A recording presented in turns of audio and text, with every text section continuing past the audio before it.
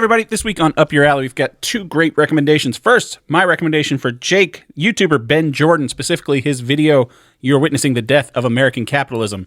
And Jake's recommendation for me, the 1990 John Waters film, Crybaby. We're going to talk about that. We're going to talk about the Avengers. Are we going to talk about anything else? No, you said Avengers. You were going to do Avengers. All right, we'll do that first.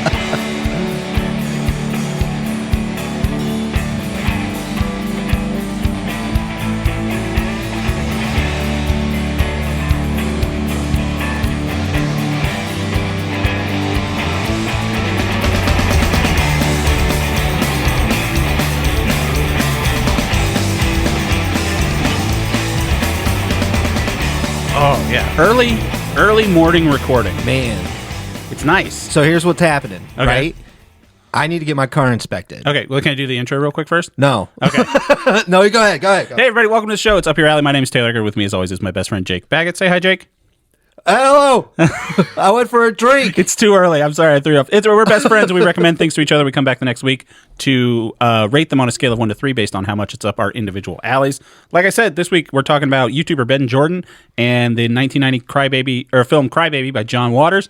Jake. Yeah. So Jake's up early today. Yes. Jake texted me last night and said, I need you to make sure I wake up early. Yes. Because you need to get your car inspected. I just said, could you tell me that I need to go get my car inspected? Right. I've been watching a lot of videos on YouTube from a channel called How to ADHD.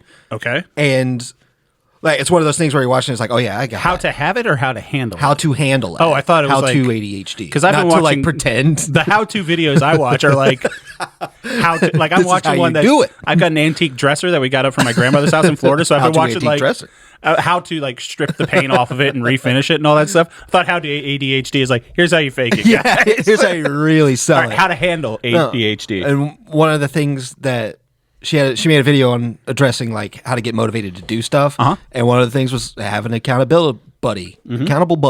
Yeah, like that And she was South Park like, just episode. tell one of your friends to tell you to do something. Yeah. And she's like, and it works. Yeah. So I was like, Taylor, tell me I need to go get my car inspected tomorrow. Right. I wake up at 7:15, groggy, being like, I could probably not do it today. And I look at my phone and it says, get up, get your car inspected. Yeah. Dude, I was like, I'm getting up. It worked. It was sad fantastic. that I was up. First of all, how do you feel about the car inspections? I hate something- 'em. In the Commonwealth of Virginia, you have to get your car inspected. I know not all states do this. Yeah. In Florida, they don't care. Damn. It could be actively on fire, and they'll still let you drive it down a highway. 4-1 for Florida. Yeah, well, we don't get them often, but that's the double-edged sword. I'm like, on one hand, I'm like, great. Yeah. You don't have to get your But car inspected. it But on the other, takes- it's good to know that the other cars on the road. I would agree with that too. And Like- it's good to know that my car's fine. It's you like good in to my know that head. that guy's brakes work. But it's hard to find somebody that you trust that will give you a proper assessment. But it's the right amount of shady to let things slide. yes, Yeah. exactly. It's the scale swings, the pendulum swings both ways, right?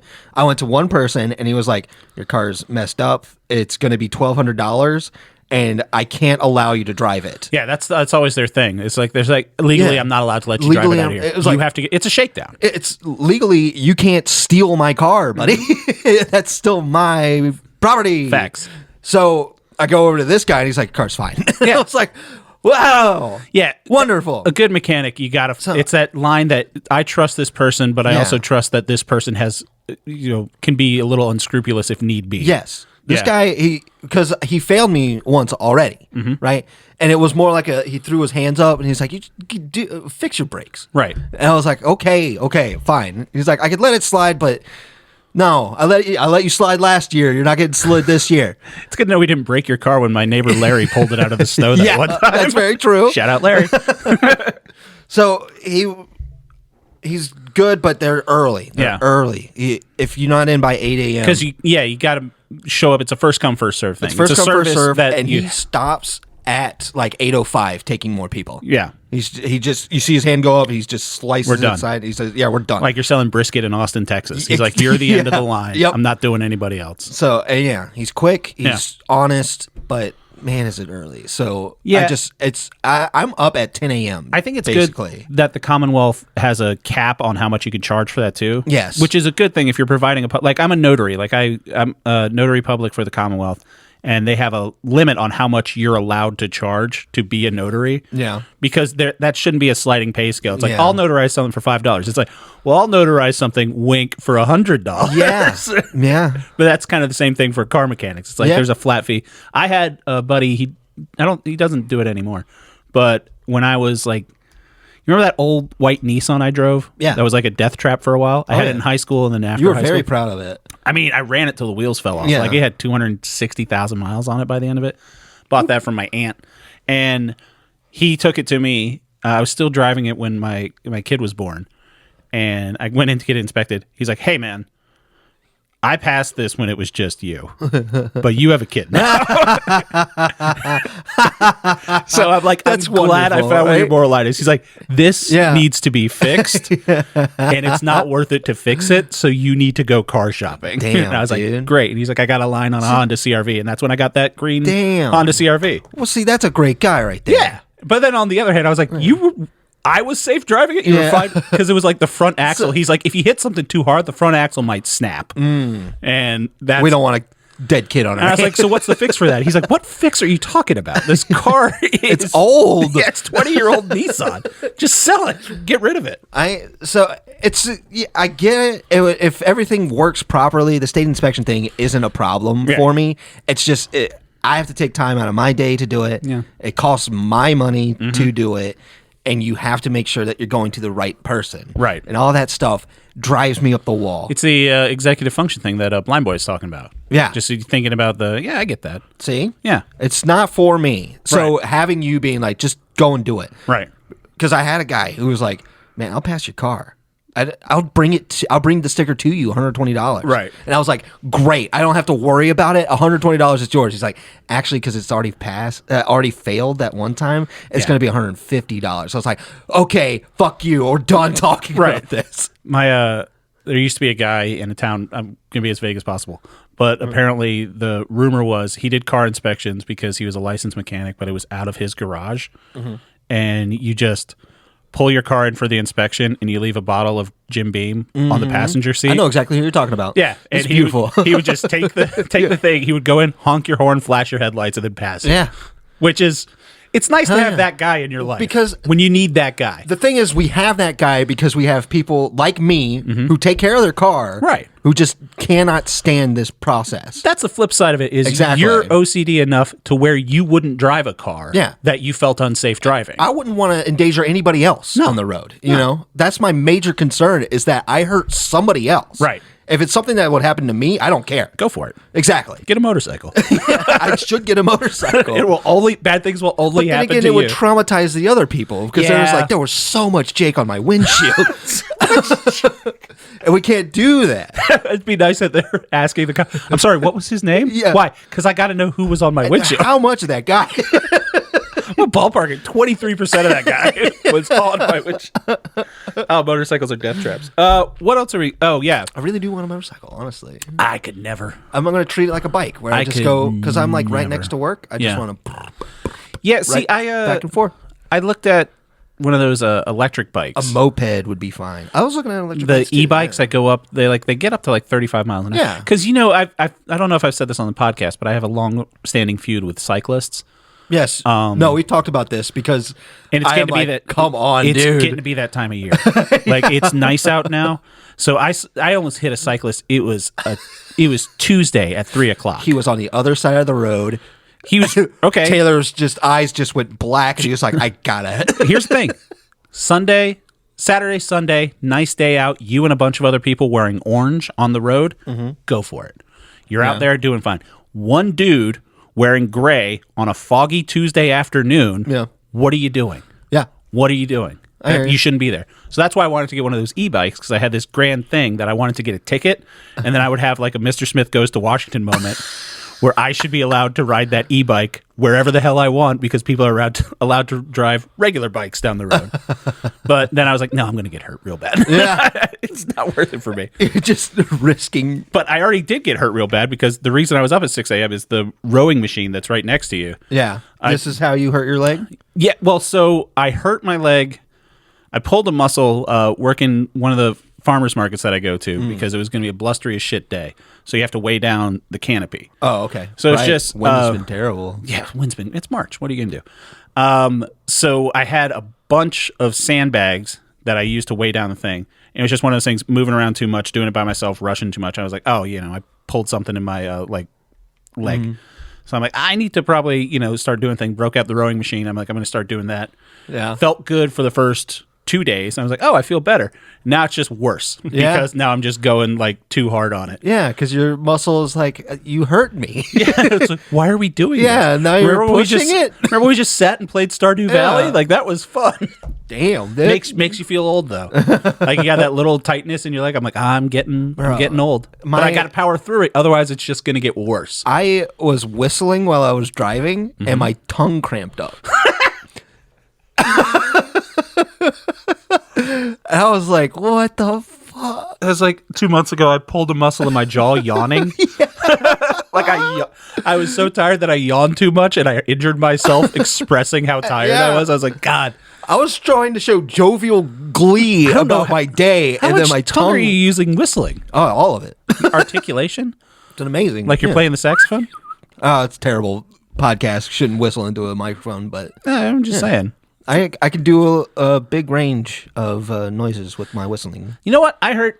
Okay, so here's something that weirds me out about this time of year. We're going to get to the Avengers eventually, but this is early so morning. Much better. It's like we're having some coffee. We're having some coffee, and we're this is just our coffee breakfast chat. Yeah, exactly. We should have had breakfast, man. It's outside of my window. I can't. I don't eat until 10 o'clock, so I'll eat after this. Ramadan. No. Yeah, you're doing the reverse Ramadan. Reverse Ramadan. But what was I going to say? Oh, yeah. So I was outside, and really weirded me out. I heard this is going to, I hope, if you don't relate to this, I'm going to feel so isolated. I can't wait. So I just need you to relate to it. Do you ever get weirded out when you hear a new bird?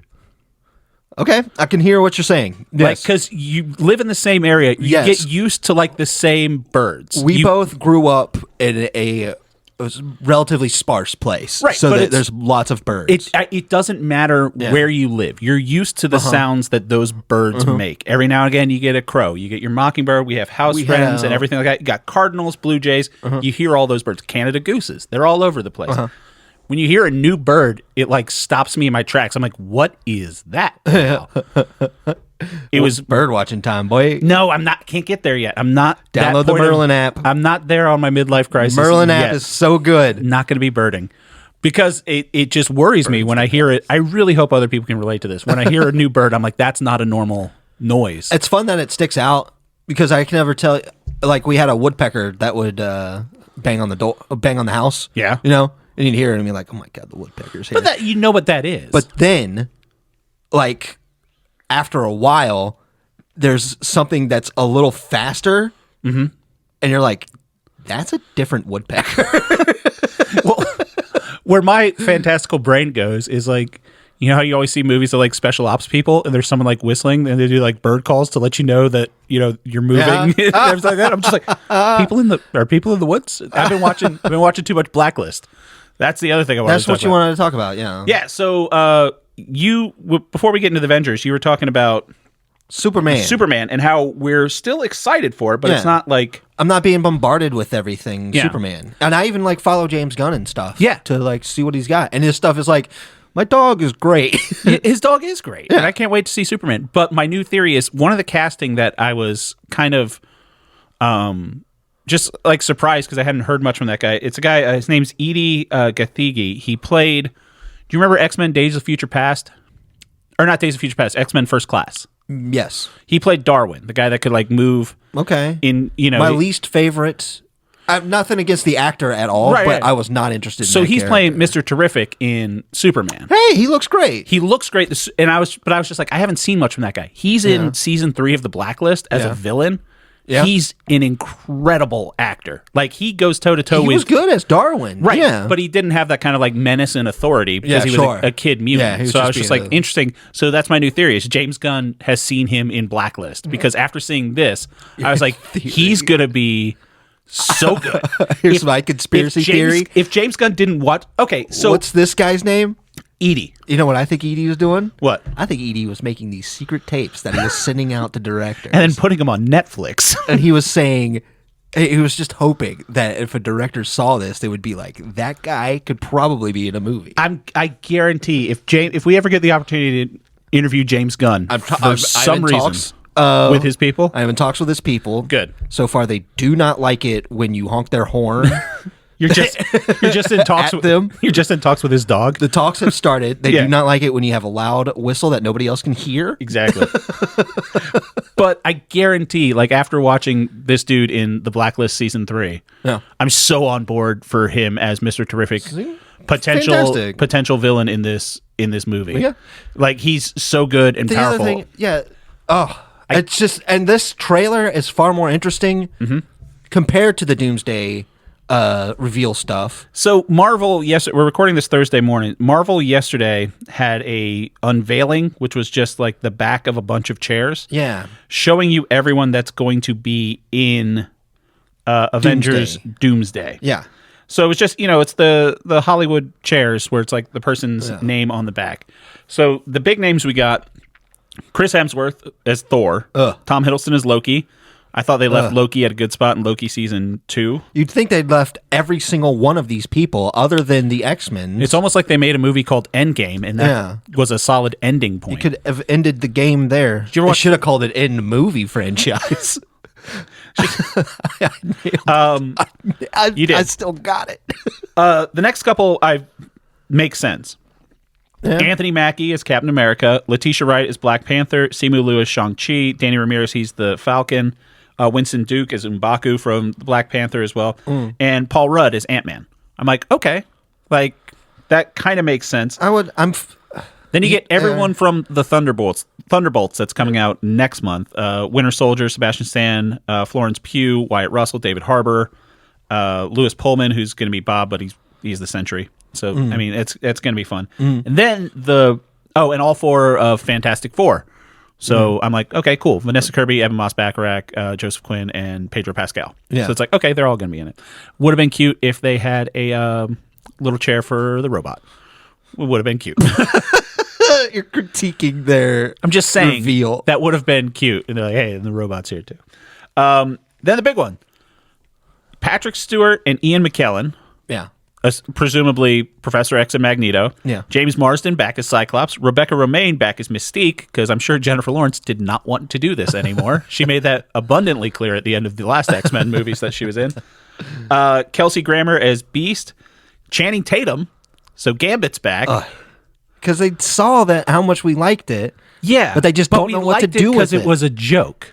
Because I don't think Channing Tatum's going to be a good, serious Gambit. He could have. That's the thing. Yeah. He could have. He could have been if they made that movie 10 years ago. And then we played our hand and being like, this is the only that we're going to be able to get Channing Tatum as Gambit. Right. So we played that hand and it was great. Yeah. I was happy.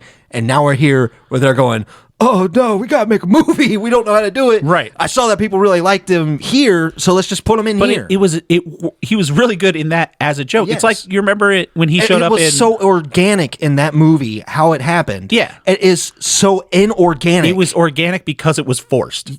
It was so awkward, but it fit into that awkward movie where they're just shoehorning anything in. Because they were just like, we have so much Fox franchise Marvel property.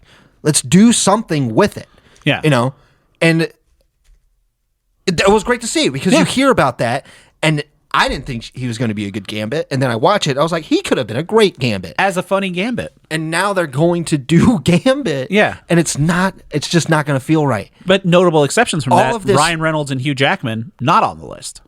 Because they're dead. And they were still alive, but you'd also going to a different Earth. You'd also now? have to pay them $20 million a piece just to show up. How much do you think they're paying all of these people? Well, big name. I was happy with this. Alan Cumming back as Nightcrawler. He appeared in one film as Nightcrawler back in 2003. He's a great Nightcrawler. He's going to be an old Nightcrawler now. They're all old. Yeah, the only one, like even... All right, so Ian McKellen was old then. Yeah. He still got it, don't get me wrong. He's not like... When you see him in interviews and stuff, he's not I'm saying, we were kids when we were seeing him as Magneto. Mm-hmm. Now 22 years ago. We were just complaining about how our bodies are shutting down underneath us. Exactly. and we're going, that we're hearing weird birds. and I'm supposed to be clapping, going like, "Yay, Ian McKellen's still Magneto." It's this weird middle ground where, like, those movies, it's like, who is this for? Just let it die. Like, Just let it die. The reason I think They're not trying to make a movie that's compelling and engaging. They're just trying to make a movie to get you to watch it. you're making Robert Downey Jr. Dr. Doom, which more and more after seeing this stuff, I'm just like, what? Okay, so they're not doing. He's going to be Tony Stark as Dr. Doom. Right. It's not a battle world thing. So if people don't know, there was a whole Marvel comic arcs that most people think they're going for. There's a thing where Dr. Doom became the God Emperor, and he sets up a battle world where he pulls heroes from all realities and makes them fight. Oh my gosh. So ostensibly, that's what they're going to do. That's why it makes sense. And it's like, kind of, we just had this with, I was really hoping Deadpool and Wolverine was going to be the end of this. It should have been the end of it. Yeah. Because that one, I think it's tied it up with a bow. It made Ryan Reynolds do his whole thing. And it gave the swan song to a franchise. It was a second swan song for Wolverine, because they already made a great swan song for him that was Logan. And they pulled him right back out, which I was already against. Yeah. We didn't need that. But it worked. But it worked because they were just like, we're losing Fox franchises for real. Left and right. Yeah. Because it was done. They sold them off to Disney. And so now, whatever Disney does, that's not the Fox franchises anymore. That's just the Fox characters. Right. So they were like, let's just do one more big thing in celebration of these people and make it an actual Marvel story. And it was great. And they Jennifer did a great Garner job. was back. They're going to mess it up. There's Too many cooks in the kitchen already. Too many cooks. Yeah. I love that. So the notable exceptions, no Spider-Man. No Sure. Tom Holland, Andrew Garfield, or Tobey Maguire. If one of them comes into this, I'm betting it's going to be Andrew Garfield. I think Tobey's too old. I think Tom Holland's doing his own low-level Spider-Man. I hope he's doing his own street-level Spider-Man thing. After the success of Friendly Neighborhood Spider-Man, the animated show, which is widely regarded as great. Oh, okay. I would like to see Andrew Garfield back. I can understand why you wouldn't just put that in there. I think in Patrick Stewart, they even killed in Doctor Strange and the Multiverse of Madness. That's what I'm saying. They're just going to already did this. Like you talked about them doing the battle worlds. They're just going to pull these characters from other worlds. Right. Just to be like, here's your character now. And here's the other thing is, it's the Russo brothers are back, and they did the Avengers. They're eating shit for their Electric State Netflix movie. I almost made you watch that last week. Yeah. Like it was a toss up between that and Ben Jordan and the Chaos Charles Manson documentary. Okay. But I watched like the first 20 minutes of the Electric State, and I'm like, no, I don't want to go into the best month of the year with just Jake being like, why'd you make me watch this stupid thing? Because I'm about to make you watch a bunch of stuff. And I didn't want to go in. So I gave you a Ben Jordan thing, and I was like, we're going to have a nice YouTube, and Jake's going to enjoy it and find a new YouTube channel.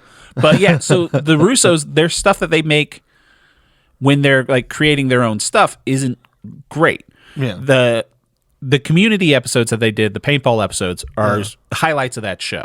The way they're shot, everything like that. The two Avengers movies are great. The Captain Americas that they did, Civil War and what's the second one? Winter Soldier. Winter Soldier is Those are great. And then they did a movie called The Gray Man on Netflix, which nobody saw. Yeah. And The Electric State is getting panned as just like, this is nothing. Yeah. So They said this is over hundreds of millions of dollars. $300 million. That almost buys you a Robert Downey Jr. Almost, but it's just did you watch? You don't watch Severance, but like everyone, there's this big discourse. I have big news for you about Severance. I have seen 3 or 4 episodes of Severance. Oh, you started on the first season? Yeah. What do you think? This show is spectacular. It's like David Lynch. No, it's not like David Lynch. Well, it's a little like weird, and It's more like anime than anything else. I get that. Where it has a very fantastic idea of a premise, and it's like really drilling down on the rules that you follow and what happens, like a Death Note type thing. Yeah. So I was really engaged with this. I like the idea. I also want to catch up before spoilers because it's already been spoiled on any type of social media. But like for right now, I don't even know if the code readers in the elevator is a real thing yet. And I find that very engaging. You're in a fun spot. Yeah, I'm having a great time. I saw something online that was just like, I could spoil the end of Severance, and if you haven't seen any of Severance, you wouldn't have any context for what any of this means. And it was just like severance clips out of context. And I'm like, oh yeah, it's great. But Apple, they're losing money making stuff. Yeah. But they're a much bigger company than Netflix. Yeah. Apple is worth $1 trillion. So when they lose money making shows like Severance and Ted Lasso and stuff, everyone's just like, this is still really good content. I firmly believe if Severance was on HBO, it would be like the thing everyone talked about. Put that on Sunday night. Everyone would talk about it at work on Monday, the way they did with Game of Thrones, Succession, stuff like that. Yeah, Sopranos. Yeah, going all the way back to The Sopranos. It'd be the Sunday night appointment television. It's a compelling story. Right, the way Last of Us an amazing premise, and is going to be again. An awesome characters. And Ben Stiller as a director, holy shit. Yeah. Like, that guy, crazy talented. Yeah, he's doing his best. I really like the show. I'm kidding. I really like the show. It looks great. Yeah. But they can afford to throw money at something and lose money. I don't know how Netflix is throwing $300 million at a Chris Pratt movie. That Apple can do that, Netflix is the selling stuff phones. that we watched with Ben Jordan. It's not about the actual amount of money. It's the promise of money that's coming up. So this could be a good segue into our first recommendation. This thing is just them saying, hey, look, we got these prestige television shows. That means there's value in us. Yeah. It costs $1 billion, but it could make you $1.5 billion. So let's segue into our first recommendation. My recommendation for Jake, the YouTube channel Benn Jordan, Ben with 2 N's. He's a musician and YouTuber. He kind of just started doing. Don't be looking at my crybaby notes. I wasn't. I was looking at liquid death dust. Present from my friend. He brought it for me last week. Don't you be following my eyes? No. Hey, my eyes, they're right here, buddy. So my favorite joke from Comedy Bang Bang is they were like, "What if Stiltman got a boob job?" And he's like, "My eyes are way up here." I really hope Stiltman comes into the Daredevil Netflix show. Oh, just show us stilts like they did, and you're fine. In the Netflix show? Good job. Yeah, the stilts were just in the background. Regardless, I digress. So Ben Jordan, he had this video out, which I wanted Jake to watch because, one, Jake is really been on fire with a string of YouTubers that I just start watching all the time now. Pat Finnerty, who we could talk about that a little bit. He did a live stream. Yeah. I watched, we were talking a little bit. I watched a minute trailer thing of who likes the sound of their own voice more, Tom Morello or Billy Corgan. Right. And I was like, oh, that's going to be a really good What Makes This Song Stink. Yeah. And you were like, no, it was a live stream. So he did a live stream. Pat Finnerty, it was he just went on YouTube Live and he had people there and he had a interview where Tom Morello is interviewing Billy Corgan or vice versa. It doesn't matter. Yeah. But his whole thing was these guys love the sound of their own voice. Yeah. So he would have people join in and he would randomly scrub through the video and the person would say stop and they'd have to say if it was Corgan or Morello. And if you got 10 in a row, then he gave you $100 cash. And you just have to randomly 10 in a row. Yeah, man. Dude's just talking. I would have guessed Billy every single time. And the first one he did, he stopped and the guy's like Tom Morello, and just out of context, Tom Morello just said the most hardcore gay bar in Los Angeles, and they were like, "Oh, I don't know what he's talking about there, but that's good stuff." But he was having technical difficulties. Like, oh, just watch this video real quick, and I'll send you the video. But it's a band called Wally World, and they had a music video for a song called "Raise Some Cane," and it's the most baffling music video I've ever seen in my life. It was almost its own recommendation. But God bless Pat Finnerty for doing that live stream and introducing me to Raise Some Cane by Wally World. Okay. Interesting. Kaine. Just fucking put it into YouTube. If you've got 4 minutes, it's absurd. Okay. And it might be the greatest thing ever. That sounds fun. Don't know if it's a joke, but if it's a joke, it's the best joke. Regardless, so Ben Jordan, I wanted to find a YouTuber for Jake. But also I wanted a bit of a redemption thing because back in episode 2 or 3, I made Jake watch The Big Short, one of my favorite movies of the past 20 years. And Jake was like, I hate this. Yeah. I hate how bad things are. I hate how this is pointing it out and trying to make it entertaining. Yes. And I was like, Jake might like a YouTuber pointing things out and then going a step beyond The Big Short because obviously it's now times. It's not 2008 anymore. And I just thought you would like it because Ben Jordan is a musician. Like I said, he does a lot of stuff under the name Flashbulb. And He's just really good at making music and technical stuff, and he does like reviews of equipment. Like I've watched some of his reviews for like microphones and mixers and shit that I might want to get for down here. And yeah, I just like Jake will enjoy this, and I think he might like poking around his YouTube channel as well. So what essentially the whole thing is the economy's fucked and capitalism is ruining it. I will say before, I have actually seen a video of his before. Oh, which one? Yes, it was about ADHD medication. I watch a lot of stuff on ADHD, but Really? he's like he has the same prescription as me, which is I forget the name of it already. That's how ADHD works, man. Wow. Vyvanse. Okay. And That was for your eyes. no, Vyvanse is for What's the ADHD. stuff you put in your eyes when you do marijuana? When you put clear eyes. Yeah, but there's a name red for it. eyes. Regardless. But he was talking about how hard a time that he has getting Vyvanse, and I was like, yeah, like that's a really hard thing to do.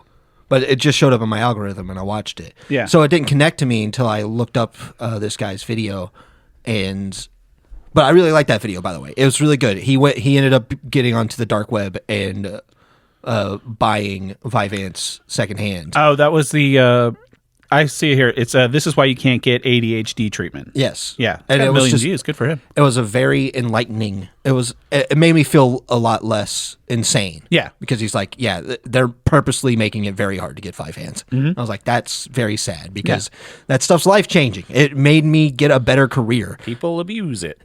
That's fine. I'm not going to allow me to have it. Let others abuse. I'm sorry, other people are abusing it, but now I can't get it. Yeah. But I'm just saying that's justification. I'm not saying it's the right justification. It's not a good justification. Sometimes you say there's fentanyl coming I in am from cutting Canada, and out that's why everything's gasoline. going to cost more money. Gasoline, no more, because some people drink it. Right.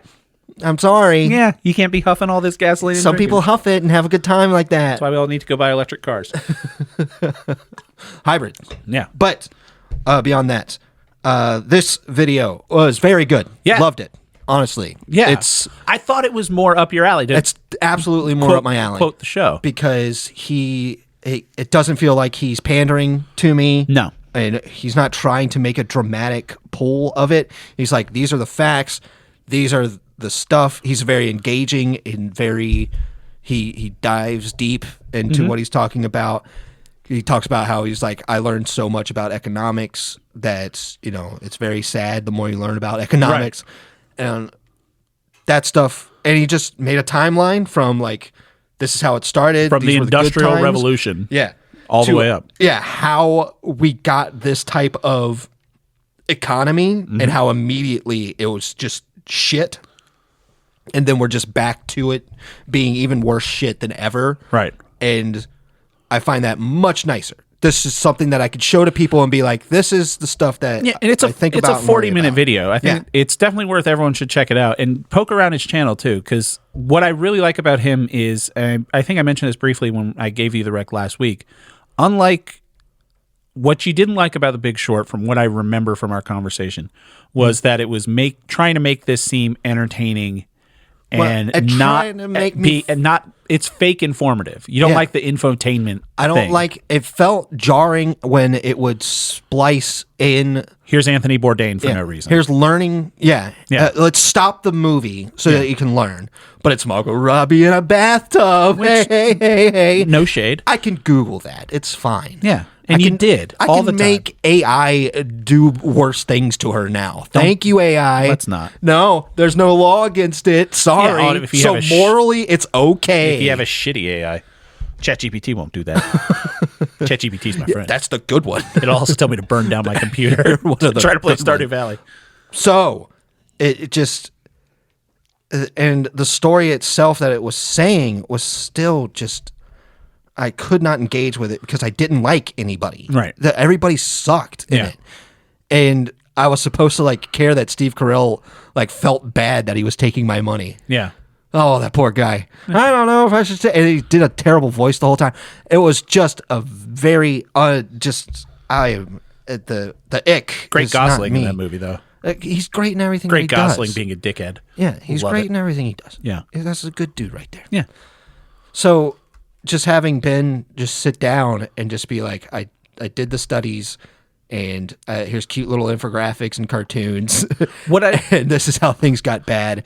He made, cartoons to show me how wheat, you sold wheat. You didn't know how much to grow because you didn't know how much you were going to sell. Right. And then they came up with an idea on how to sell it before you even grow it. Right. And then that is how prices just started to get worse and worse. Yeah. And it was like, this tells me much more about what's going on in the economy than what Big Short did. Big Short was like, you understand what a short is, right? And I'm like, no. And it was like, okay, so this is going to be hard. Here's a Jenga tower, and we're going to explain it to you through Jenga. Yeah, and here's Margot Robbie in a bathtub. Right, and I still love The Big Short, but I think what Ben does well, which is, I mentioned he reminds me of Dan Olson from the Folding Ideas channel. He's explaining something that he's not an expert in. Yes, so sure. There's this weird thing where I forget the name of the study or some effect where it is, but it's the more you know about it's the opposite of the Dunning-Kruger effect, essentially, where the Dunning-Kruger effect is like the less you know, the more you have confidence in what you know. Yeah, the more you know. Well, I would say it the opposite way, but yes. But the more you know about something, the harder it is for you to relate that knowledge to other people because you have all this background data and like all this information of how you got to this high level of understanding. That's the hardest part of training anybody because you don't understand their basis of understanding. It's like if you're training someone to be a bartender, you're like, all right, so first of all, we're going to fill the shaker with ice, and they say, so what's ice? Yeah, and you have to, you have no level of understanding. Yeah, and you're like, it's frozen water, and they're like, and water is so, and they're like, okay, so let's go down back from the sky. You say, yes, it's the FD signifier thing where. I didn't know anything about the Kendrick beef. Example. Exactly. And he was like, okay, so to understand the beef, we're going to have to go back to the 1970s. Right. So someone like, thank you. Someone like Ben is really good because he's not an economist. He's a musician, but he's like, here's how I learned here's how I understood this. it, and this is how far back I went to start to get a basis of understanding of this. And I think one of the first people that got, it was really hard. If you read, Stephen Hawking's books, he goes higher level, and then someone like Neil deGrasse Tyson comes out who's really good at expressing all these scientific things a lot better. Like Neil deGrasse Tyson, he might not be as smart as the head of the astrophysics department at MIT, but he's so much better at relating he knows. I would say Bill Nye. He that's somebody who likes to get information and he just wants to express. It's Alan Watts. It's where you get You get this type of stuff. You get this type of information that pings on your brain that just fires off all your neurons, and you're like, "How do I get more people to understand this? Because this is the stuff that's going to get us all, working together." Right. And that's the hardest part. And Ben's doing a pretty damn good job. Yes. Of relating it. Yeah, and he does that with, like I said, poke around his YouTube channel. What the other videos I want to recommend? He has one called "The Really Dark Truth About Bots." Where it talks about bots, especially 1 in 3 rule. Yeah. Yeah. So and he breaks that down for someone like me that's not a tech guy. Yeah. Obviously. He just breaks that down. But then he has stuff with AI mastering of music. And he does this weird study where he does, not weird, but it's very thoughtful how he put it together. Where AI mastering, you always say oh, this is a remastered version of whatever record or whatever. And he's like, can people actually tell the difference between something that was mastered by AI versus something that was mastered by someone who knows what they're doing? Yeah. And how it's supposed to sound to a human ear. Yeah. And the way he breaks down his stuff that he's, more versed in, he does as good of a job at explaining that stuff as he does about explaining the economy. So the economic stuff, obviously it's not much we could talk about. It's a weird system. He talks about it's a horrible system. Right. It's snowballed to the point where it's hard to say if we are beyond the point of no return. Right. So it's basically the thing. I love the metaphor that he does in there where he's opening up a lemonade stand, and he's people like Jeff Bezos is I'm going to sell, if he was opening a lemonade stand, he would start selling lemonade at half the price of what it costs for him to make it, and take money from people, knowing that they're going to make money eventually. And sell it to venture capitalists, saying, we're just going to knock out all the competition and slowly raise our prices. Exactly. So I think he did a great job. I'm glad you liked it a lot more than Big Short, because I was this is a very, I think it's an important way to get this message out to more people. Yeah. It's like, hey, this Just isn't... take the economy more seriously. It is very complicated. That's on purpose because they don't want you looking into it. Right, it's meant to be. Yeah. He talks about stocks in a way that it made perfect sense to me, and I was so happy to see it when he just home equity loans, right? Where he took it and he shredded them all together, and he's like, that way, if this little bit defaults. Oh, you're talking about the security-backed mortgages. Yes, security-backed mortgages. He's like, that way, if this part goes out, we still have all of this. Mortgage-backed security. I got that wrong. All of this that covers the small part that they couldn't pay off. Which is what they did with the Jenga tower in The Big Short, only Ben did it better. Ben did it better. Ben did it better. Yes. Yeah. So I was like, because he laid out all the papers for all the different loans and stuff, and I was like, oh my God, we're gonna get into a big thing. No, he just shredded them all together. And he's like, they're all together now. And he's like, but if they can't pay for this little spot, this big pile still covers that little spot. Exactly. And I was like, I see. He's like, that's how people get in big trouble making these things that they can't cover any of. Right. So Ben Jordan gets a 3? Absolutely. Ben Jordan gets 3. Big 3. Yeah, I recommend this video. Again, that's Ben with 2 N's, Jordan, on YouTube. He's got this video. He's got a great one about bots, like I mentioned. And he's got a really good one about how influencers are taking your money and lying about sponsorships. And he breaks down, if you're ever curious about like a peek behind the curtain of YouTube, he breaks down how much money he would get from a certain sponsorship and what they want. And he says like breakdowns of sponsors that have reached out to him and people that he's told to like kick rocks. And I'm not, we're talking. I'm not doing Clash of Clans. Now we're talking. And shit like that. This is the good stuff right here. Yeah. That's the stuff right there. So man. yeah, Ben Jordan, hard 3. Hard 3 absolutely. for both of us. That's a guy who ran into a problem while he was doing this. He's like, no, I got to tell people. Yeah. This is what's happening. This is messed up. All right. Let's get into Jake's recommendation, the 1990 film Crybaby. Yeah, boy. Directed and written by Mr. John Waters. Yes. Starring Mr. John Depp. And John Depp. John Depp. Jake. Yeah, man. Why? It's John Waters. Yeah. For some reason, I don't know. It was a time when I was maybe 5 or 6 when I saw this movie for the first time. And it was... Seems a little young. Yeah. My dad was watching it in the den. And I just walked downstairs to be like, I want to hang out with my dad.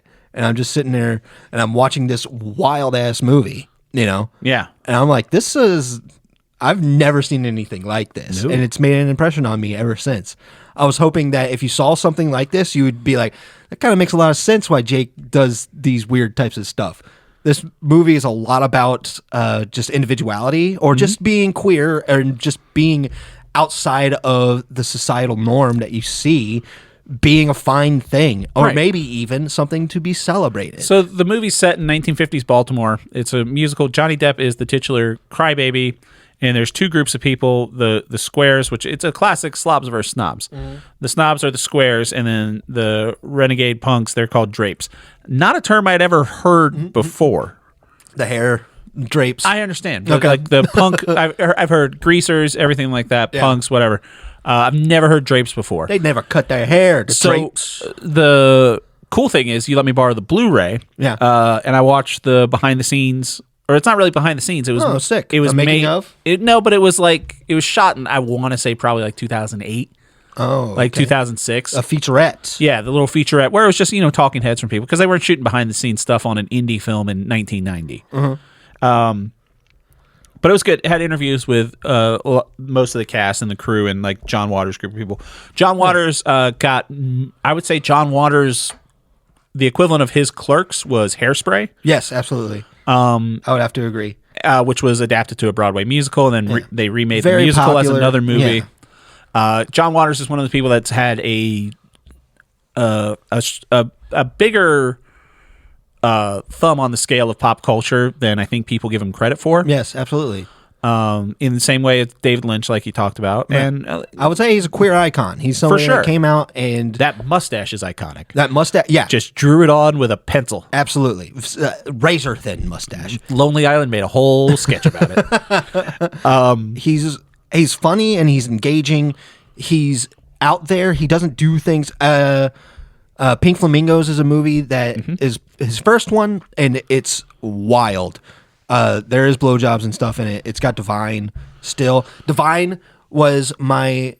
she's not in Crybaby. No. But she's in Hairspray. Yeah. And that was my first experience with drag queen, Right. and seeing that and being like, and my dad was like, yeah, some people just do that, some people love doing that, And some people can just do whatever they want.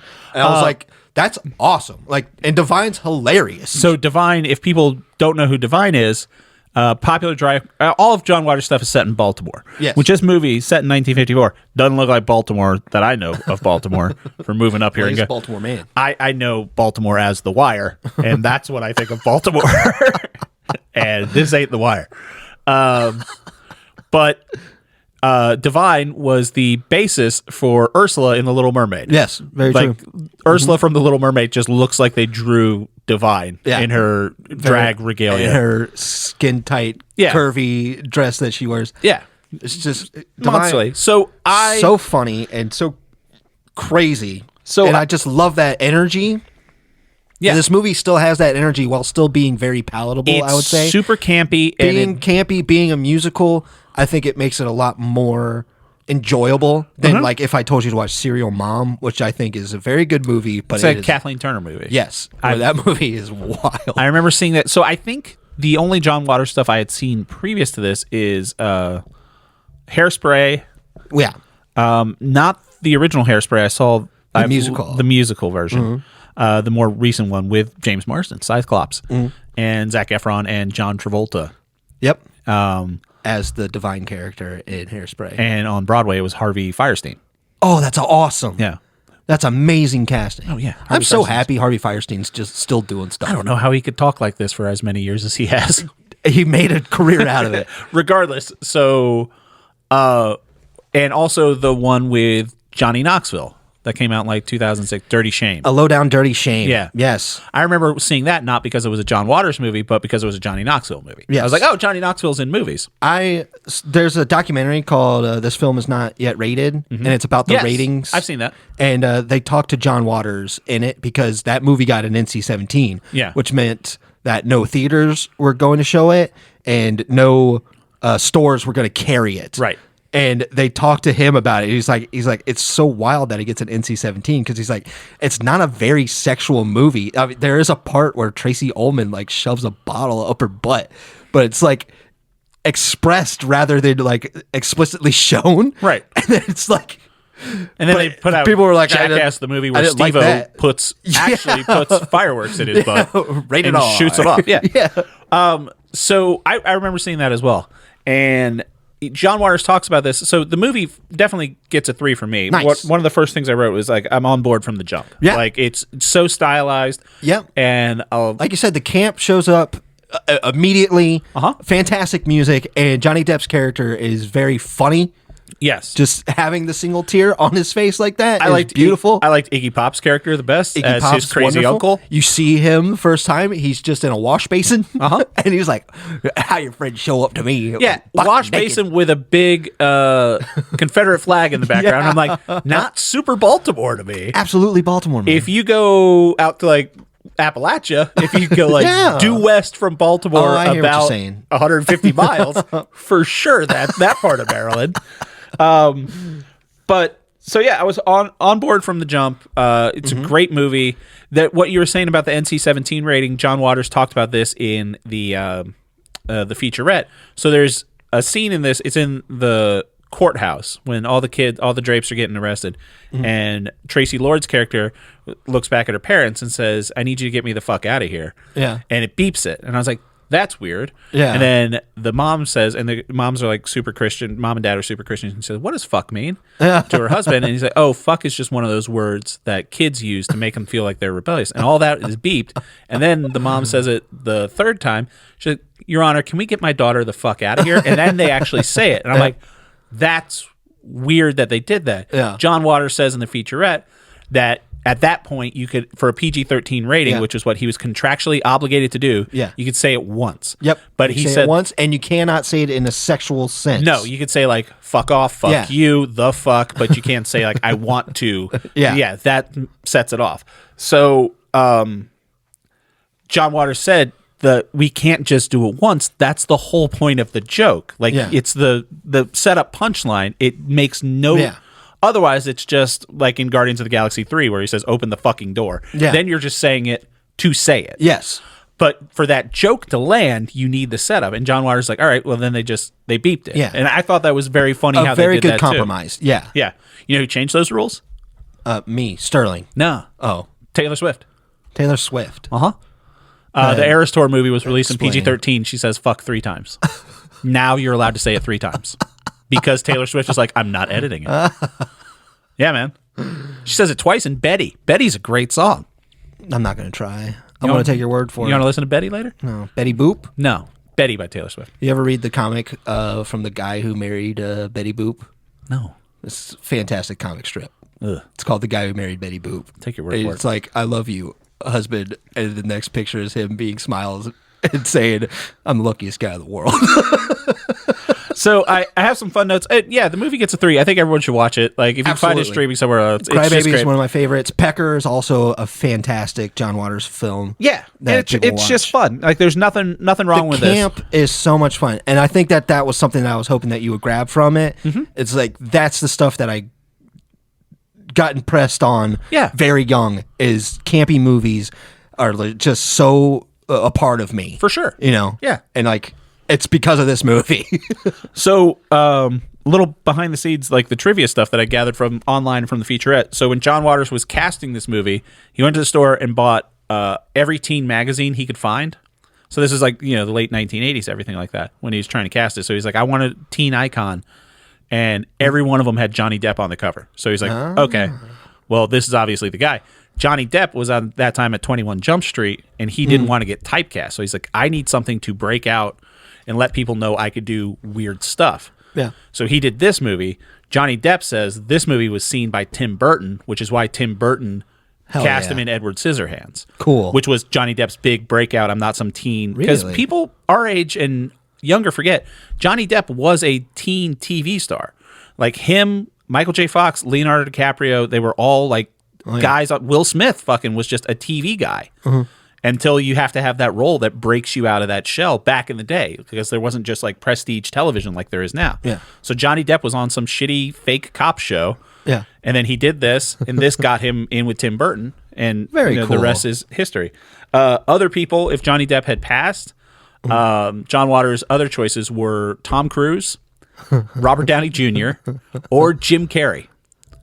All of them, I don't think would have worked as well as Johnny Depp. I don't think they could have. Tom Cruise, I don't think he would have committed. Yeah. Robert Downey Jr. back Tom then. Cruise, the closest I would say out of all of these, I would have, I could have seen. I would say at that point, that generation, 1990, Robert Downey Jr. probably could have done it. You think about like Back to School when he was in that with Rodney Dangerfield. Like I think he could have pulled it off. I don't think he has, because I there's think he was doing just too many drugs. the dryness of Crybaby. Yeah, he has to be a serious character that's crying and singing a song. Yes. That's why I think Jim Carrey couldn't have done it.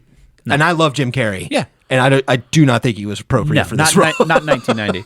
I'm saying it like he already had it. I was trying to place Amy LeCan, who plays Allison. I was like, where do I know her from? And it was just one of those things where I had to get on her IMDb. I'm like, she's not super famous. I don't recognize the name, but I recognize her. Yeah. From something specifically, a movie that was important to my life, a 1994 film. She was Brendan Fraser's girlfriend in Airheads. Oh, hell yeah. Fucking sure. A. I loved Airheads was one of those movies that was on Comedy Central. Like they would just start playing at like 10 o'clock in the morning every Wednesday or something like that in the summers. Oh, yeah. And I would watch Airheads all the time. Absolutely. That was a great movie. I've just written a big Confederate flag for Maryland. And I'm like, pretty sure Maryland wasn't super into the Confederacy. Well, guess again, buddy. Famously. Oh, one of the notes I have is, do you remember what, out of our first 100 episodes, what you said your favorite movie I recommended for you was? Phantoms? No. That was your favorite Affleck movie. Okay. Bottoms. I was like, this is Okay. why Jake likes Bottoms. Sure. Because Bottoms reminds me of Yes, this. absolutely. Where it's a very silly thing where it's like these squares are having a square, Yeah. like they're marching with a marching band down to this girl's house. There's It's like, will you sing with me? It's Everything was so- very serious and yeah. important and Yes. hyper-realized. And it's so silly just watching it, but there's such a big heart to it that Yeah. you can pick up. Yeah, that's why I was Bottoms like, has this this is really why- good idea of just being like, just accepts people for who they are and just allow them to explore themselves. Yeah. Is Crybaby has the same thing. Yeah. My favorite thing, Hatchet Face. She's my favorite. I have, Hatchet Face. She gets introduced in the courtroom as hatchet face. Yes, she's just hatchet face, and it's just a lady making with weird makeup, making a weird face. Yeah, she's got a weird face, but she's beautiful. Yeah, and my favorite thing she's is hardcore making out with her boyfriend the whole time. And she's got the line where she's like, "Why don't you got tits? Why don't you show them off every once in a while?" I have her thing is that people are being too prudish around her. There's the judge calls her hatchet face, and there's a radio thing where they're talking about one of the other characters, and the guy on the radio is like, "This woman a known hussy." Yeah. Like, that stuff is such amazing. a wild, funny thing. And then R.I.P. hatchet face. The one part that really shocked me of this, they're in the jail. Fucking Willem Dafoe is one of the prison guards. Yeah, like he just walks in. I'm like, fucking Willem Dafoe's in this, and he's great. He's on screen for maybe a minute. Yeah. It's like literally, I think it might be one whole take that he's in, where he's the prison guard when Johnny Depp gets thrown in prison, and then he smacks Johnny Depp on the ass, and it's just, he's very funny, and he's walking out, he says, "God bless Dwight Eisenhower, God bless Roy Cohn, God bless Richard Nixon." Hell yeah, dude. And I was like, God, I forgot in the 50s, like back then. So this movie came out in 1990. Roy Cohn, if people don't know, he was a special prosecutor. He prosecuted Julius and Ethel Rosenberg for crimes against the country and treason. He was essentially Joseph McCarthy's main prosecutor during all the commie hearings. Damn. And he later became big in the conservative movement before dying from complications of AIDS. And Holy. He was basically the guy who created Donald Trump. Yeah. And this movie came out in 1990, and it's funny that Roger Waters is like, fuck this guy, because he's saying, honestly, out of Dwight Eisenhower, Roy Cohn, and Richard Nixon, you got to give credit to Dwight Eisenhower. At least he fucking did D-Day. Like, he did something good for the country at some point. But it was just funny that in 1990, even then, John Waters like, oh yeah, fuck Roy Cohn. Yeah. And it's a weird thing for a prison guard to say, God bless Dwight Eisenhower. Like, get it, he's the president. God bless Richard Nixon, he's the vice president. But in between that, you're like, God bless Roy Cohn, this shitty prosecutor who's throwing people into jail for being communists. He loves that stuff. Yeah, and what's his name? Jeremy Strong got nominated for an Oscar for playing him in that Donald Trump movie recently. So that's who that guy is. Just thought it was a weird shout out for him. That's fantastic. The one thing that took me out of it, I was so on board, watched this movie, popped in the featurette, and then it's like John Waters and his producers and collaborators and all their names that I forget. And so the featurette was shot in like mid 2000s, because like Waters mentions that they're going to make a Broadway musical out of Crybaby, and they did in 2008. So I'm guessing it was like 2005, 2006, whenever the DVD of this came out, they shot that featurette. Okay. So you have John Waters, and he's great. He's passionate. He's talking about, we had to go to Baltimore, and the studio wanted this, and all of his collaborators like, oh, we just trust John. He's always got a vision. We had to find out. We had to do all this thing. And then it's just like so many people talking about this. And then it's 2006 Johnny Depp, who is the most off-putting person. Like, he's got like no sleeves, and they cut to him in Talking Heads, and John Waters is just like, oh, I was such a big fan of Iggy Pop, and he's like, I had to cut Iggy Pop's hair, and he like takes Iggy Pop's headshot, and he has a piece of Iggy Pop's hair still. He's like, Iggy let me keep some of his hair, and he's so excited. And it just cuts to Johnny Depp, and he's like, when I heard Iggy was coming on, he invented punk rock. So great. And I was just like, oh, fuck you, 2006 Johnny Depp. You're just, You're just an actor. Just act. You make me hate this movie because I was such a fan of 1990 Johnny Depp. I'm like, look at him. He's being campy. He's doing his little dancing and everything like that. He's got the fucking teardrop tattoo. Like, he's buying it. Then 16 years later, you're just the biggest douchebag. It's like, you got paid $15 million to dress up like a fucking pirate. Like, stop being so serious. Be like John Waters. Yeah, be like John Waters. John Waters, they wanted to dedicate a wing to him at the art museum in Baltimore. Cool. He's like, you could dedicate the bathrooms to me. Perfect. It's the John Waters bathrooms. There's something in this, he says in the featurette, where he called this movie himself, like he was billing it as like a monument to trash, and all the critics were just like, well, he beat us to it. Like, we can't really say anything about it. And John Waters says, he's like, yeah, you find out what people are going to say about you, and you say it about yourself first, and then they don't have anything. I feel that. And it's like growing up as a gay kid in the 50s in Baltimore, you probably got really good at that. Yeah. Use the things that people are going to use against you as your shield, and then they can't attack you. That's jujitsu. You use their own body weight against them. Yeah. It's something that I'm not queer, Right. but a lot of me is in this movie, Right. you know? Well, it's just the sense of being outcast. the otherness. And, of being outside of what is considered normal Right. for everybody. And this movie is like, it's great that you're not normal. Yeah. It's actually wonderful. We're going to call you normal. Hatchet Face, and then Ricky Lake's going to give birth in the back of this car for no reason. It's a great movie. Can't recommend it enough. Like, I think this is, like you picked Straight Story to get me to watch a David Lynch thing. Yeah. It's the best John Waters thing. You know, I feel I'm way more on board with John Waters than I am with David Lynch. I would say so. Yeah. Yeah. I would think that this would be more up your alley than David Lynch. Honestly, and the reason I I wouldn't have watched this was because all I have stuck in my head is 2006 Johnny Depp. Yeah, And right. I'm like, I have zero interest in what Johnny And Depp this was is doing. like, other than Edward Scissorhands, this is Mm-hmm. probably my favorite performance of his. He was great in the Into the Great Wide Open video by Tom Petty and the Heartbreakers. That's different, though. I think my favorite Johnny Depp, I don't know. I liked him in Sweeney Todd. haven't watched that. I felt like it didn't get the campiness of it that I like. And Johnny Depp, or John Waters says in this, he's like, oh yeah, well they dubbed Johnny's voice. And you're like, and Johnny can sing. And I'm like, John Waters, I've seen Sweeney Todd. Yes, on paper, he can sing. Everybody I don't can know. sing. You can. I don't know if you need to. The guy who they dubbed over was great. Favorite Johnny Depp? Yeah. I mean, you don't have to What's think too hard about it. Blow? He's good in Blow. Rango? Everybody loves Rango. I've never seen Rango. He's good in Blow, though. Blow's a Okay. good movie. One of those cocaine movies. One of those cocaine movies. All right. That's the show. I want to thank everybody. Like and subscribe and do all that good. Gotta remember to hit that on top. Yeah. Gotta remember that stuff. Follow us on YouTube. What else do we have? Join us on Signal. Join us on Signal. It's me. We're probably just gonna join you by accident. It's me and Jake, Pete Hegseth, Marco Rubio, everyone else from the State Department. We just kind of like started taking it over. Yeah. We just started posting memes saying this is a movie group chat now. Exactly. That's all we're doing with a bunch of fire emojis. God Holy damn it. cow, dude. Everything's fine.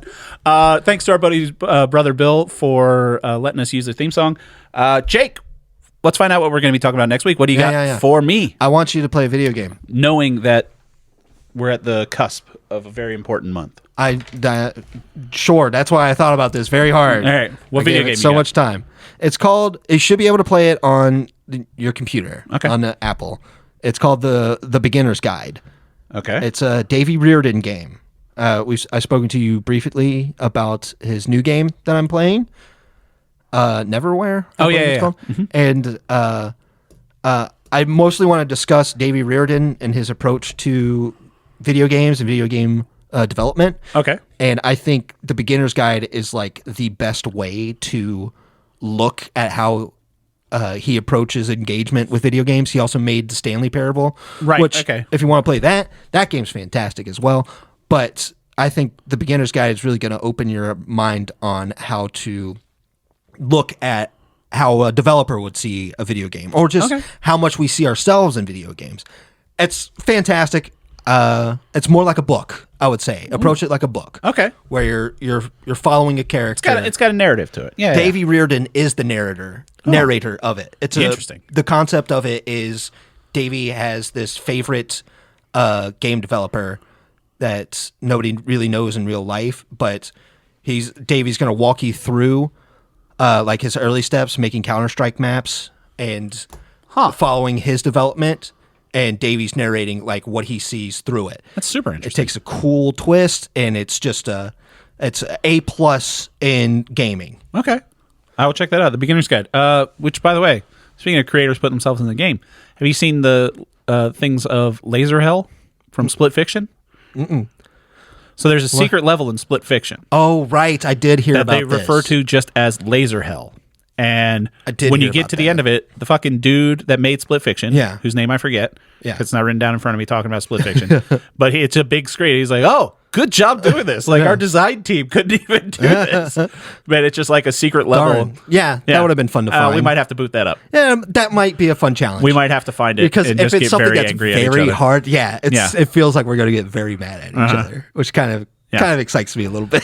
So, my recommendation for Jake, next Friday is the first Friday in April. Yeah, boy. It is the 3rd annual all Affleck 3 April. years. 3 Aprils, baby. Running. If it's your first April with us, starting with the beginning of this podcast, one of my favorite actors / directors / just general dudes is Ben Affleck. At the beginning of this podcast, when Jake and I were talking, he said he doesn't like Ben Affleck. Yes. And I said, we will change that. Yes. So I started all Affleck April, where every podcast in April, I recommend a different Ben Affleck thing. We've done this for 2 years now. And my opinion has changed. Right. Now you're on board with Affleck as an actor. Yes. You're on board with him as a director. Yes. You're on board with him as a writer. Yes. So And I look forward to Affleck you've seen April, him. You've seen honestly. him be campy. You've seen him be funny. You've seen him do the thriller like Argo. You've done campy things like your reindeer games and your Paycheck and your Phantoms. So I need a different Affleck from you. The man is multifaceted. So now I need you to know Ben Affleck as the action star. Okay. This is all action. More all, than Paycheck, huh? All action, all Affleck. So, All action month long? 4 action Afflecks. Wow. So, this is Ben Affleck as the action star. I will say, as we're talking, he's got a new movie coming out soon called The Accountant 2. I'm well aware. And that looks crazy. I'm well aware. So, and since I know your physical media, Jake. Yeah, Mike. I got you a present. Where is it? It's torn up again. So, we're going to start strong. Yeah? This is a movie I know you're aware of, but you said you've never sat down and watched. Okay. Starring Ben Affleck. Oh, no, this is kind of scaring me. And directed by Ben Affleck. Okay, it's not scary so much This anymore. is The Town. Okay. Interesting. So this is directed by Ben Affleck. It stars Ben Affleck, John Hamm, Jeremy Renner, Blake Lively, Rebecca Hall. It's got his brother in it, doesn't it? I'm sure Casey's popping right. No, you're thinking it's Jeremy Renner. Oh, okay. Not Casey Affleck. Wow, he's got the haircut of a So young this is Casey Affleck. Ben Affleck directing action and starring in action. Wow. So you've seen movies that he's directed that I've recommended to you have been Argo and Air. Not really action movies. Argo's tense, but it's not like neither action. of them I would call So this is Ben Affleck doing a big old fuck off action movie. It also starts the theme of John Hamm being like a shithead cop. And it's heisty. It's got heisty. heist. It's heisty. And Heist is fun. I will say this. It's probably the most Boston fucking thing not only Ben Affleck has done, it might be the most Boston movie ever. It might be more Boston than The Departed, which is hard to do. Saw a wicked bad accident. Oh, yeah, dude. It's a fucking great. So Okay. you've got The Town. I'm going to play The Beginner's Guide. We're starting all Affleck April strong. Looking forward to it. With I The was Town. thinking about giving you a themed month. And so far, the only thing that I could think of is like, what if I cooked you something once a week and made you eat it? That'd be fun. So far, all I got is like, what if I made like what if I really tried hard to make General Tso's chicken at home? And then just try this, tell me what you think. Drove it here 45 minutes away. And I think this is up your alley. they're like, yeah, man, it's good. Yeah. And then we talk about how much you like it. Do you use white meat or dark meat? If I'm going to do it, it's going to be the mushroom one that I had at the vegan restaurant Sunflowers. Okay, so not chicken. Not chicken. That makes a hard General Tso's chicken. General Tso's chicken, and then it's scratched out with a pen, and then it says mushrooms. Oh, so you made it worse.